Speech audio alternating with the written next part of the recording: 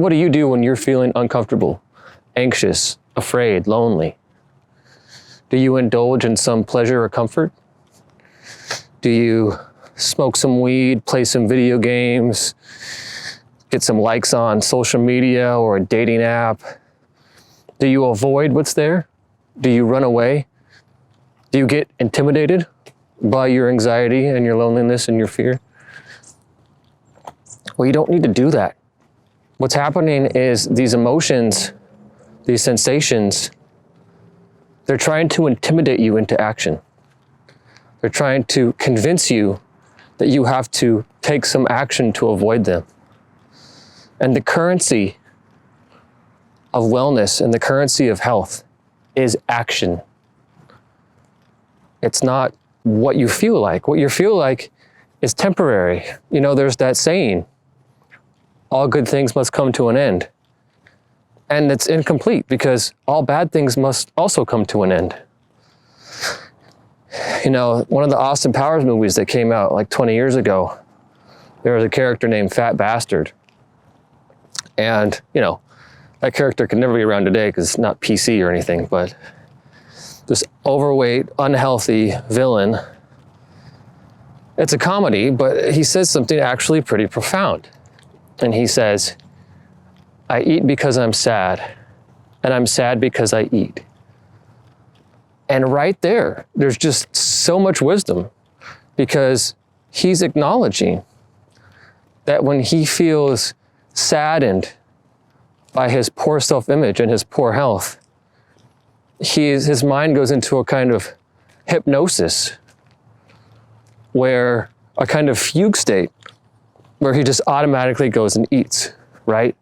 And so his mind intimidates him into taking action, which is unhealthy.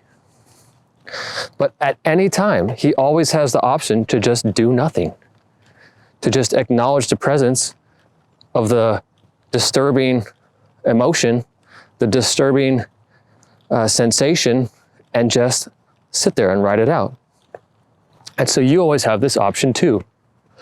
Whenever you encounter a disturbing emotion or disturbing sensation, you always have the option to just know it, and you don't have to react. The mind is trying to bait you into reacting.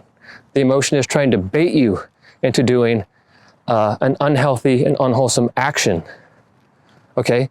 But if we just sit there and let it be, that's the one thing that the emotion can't survive with. The emotion will die if you don't act on it.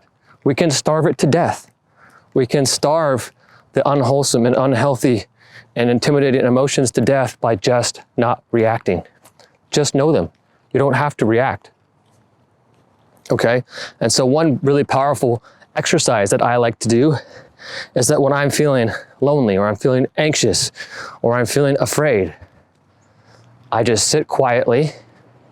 I don't react. I surrender to it. I turn the volume up on it to 11 and blast it in my mind. And I say, okay, kill me. I'm not going to fight you. Do your worst. I dare you right now to kill me. And it kind of escalates. It goes like, oh yeah, really? Oh, really? You think you got it like that, huh? And I'm like, yeah, go ahead, kill me. That's fine, I'll wait. And there's this peak of anxiety.